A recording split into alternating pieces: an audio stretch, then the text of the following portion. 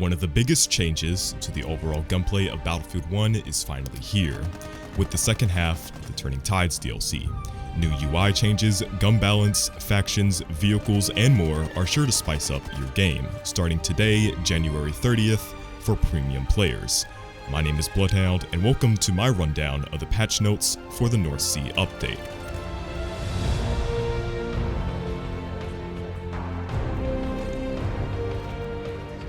Let's go ahead and address the elephant in the room, and that being the new maps. First up, we have Heligoland Bight.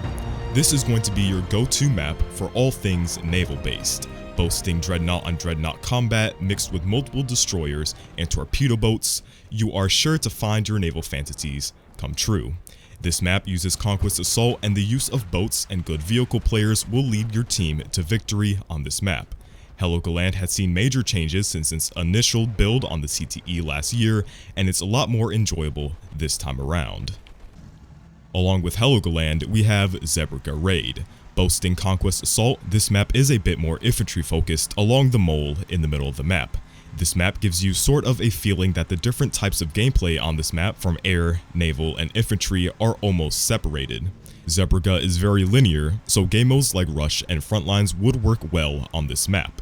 If you enjoy infantry gameplay to some degree, this map is certainly the stronger of the two in that regard.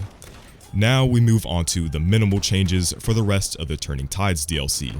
The C-Class airship is a smaller airship compared to the Behemoth, with a main cannon and an AA turret as one of the seats. Its health is fairly low, along with its mobility, so keeping up with repairs and having friendly planes cover you is the only way to wreak havoc with this vehicle. The British Royal Marines also makes an appearance on both of these maps as an available faction. With this ends the content for the Turning Tides DLC, so let's move on to the main dish for this update, that being the time to kill changes coming to the majority of Battlefield 1 weapons. Starting with Assault, all SMGs besides the Automatico has had their number of bullets to kill reduced by 1. This makes certain SMGs more competitive within their class, so choosing a clear best gun isn't an easy choice anymore. They all play to certain strengths, which is good in terms of balance.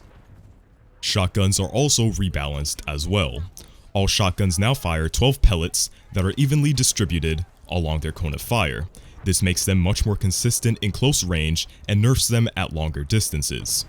For Medic, the spread increase per shot for all SLRs has been reduced. This means that you can shoot your gun faster without losing accuracy. Minimum damage values has also been pushed farther out as well. One of the most notable changes has been to the RSC.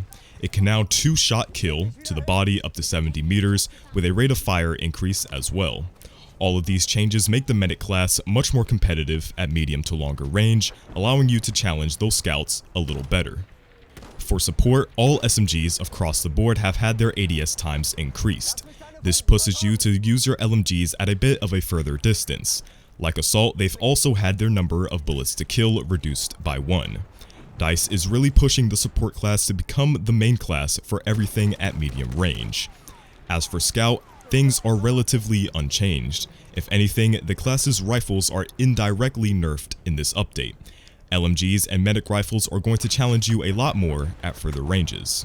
All of these time to kill changes aim to keep your weapon class in their designated weapon engagement ranges. The overall change is a welcome addition to Battlefield 1 and makes the game's time to kill a lot shorter. Now let's go over some of the smaller changes in this update that may have went over your head. New colorblind settings are available within the UI. You can change the colors of anything within the UI, like teams and objective colors, to anything that you'd like.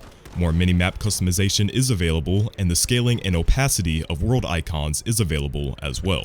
You can also customize your vehicle loadout in the spawn menu without having the vehicle in the spawn menu itself. Tripwires have also seen some changes as well. You can no longer place them very close to each other. To compensate for this, damage for the HE variant is doubled against running players. Gas tripwires also deal a bit more explosive damage upon their trigger.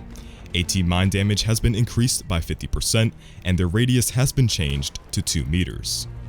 For maps and modes, all elite classes has been removed from the War Pigeons game mode. The combat zones on the Gallipoli Operation and Rush game modes has been tweaked to reduce camping, along with some other minimal changes to Cape Hells. Finally, for RSP admins, you can now remove the spectator delay if you'd like. A toggle to turn on and off the pre-round minimum of 6 players has been added.